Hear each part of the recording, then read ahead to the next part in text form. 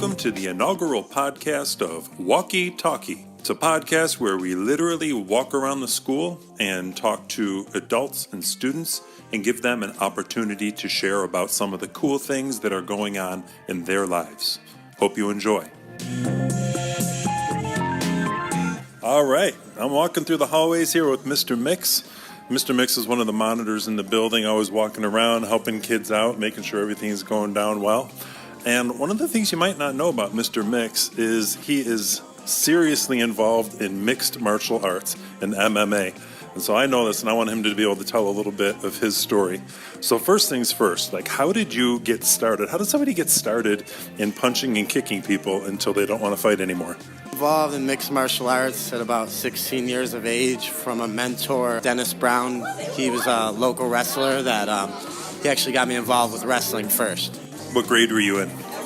I was in 8th grade at the time. You start in a grappling base, so either wrestling or jiu-jitsu.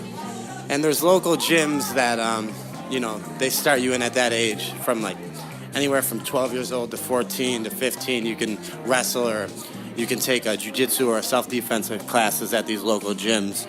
I'm trying to imagine some of our 8th grade students getting started with MMA. How does it look when you first get started? How does the exciting stuff happen? When do you actually start the kicking and the punching?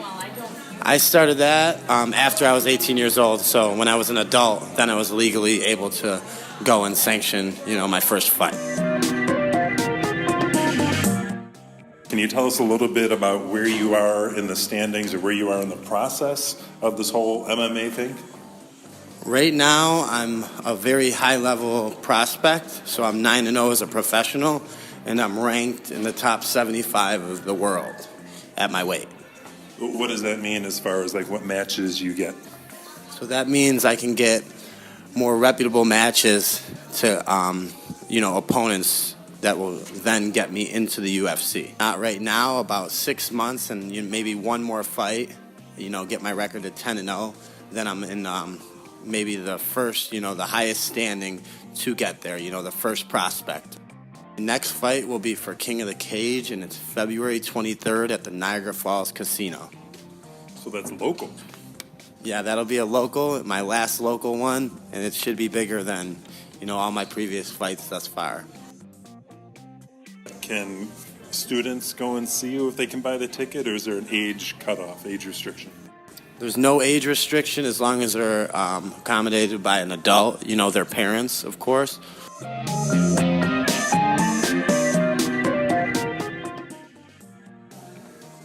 I'm sure being an MMA fighter is hard work. So tell us a little bit about the kind of preparation you put in both physically and mentally, like the training, the diet that you have to follow, all that good stuff. My training is very rigorous throughout camp. I spend a lot of time traveling to the biggest gyms, the best gyms in the world to get my training in. So that's a big sacrifice, leaving my family, back home. But I train about 3 to 4 times a day. I like to get about 2 or 3 sessions. 3 to 4 times a day? Yeah, I like to get about 2 sessions in before noon when I'm at camp in order to get my body up and moving. And then I kind of taper down and just have maybe 1 or 2 sessions by the end of the night. As you're getting closer to your match? As I'm getting closer to my match, I'll taper off my training. But I hit it hard about, 4 or 5 weeks out. I'll hit it hard up until about a week out. What does your diet consist of through the training process?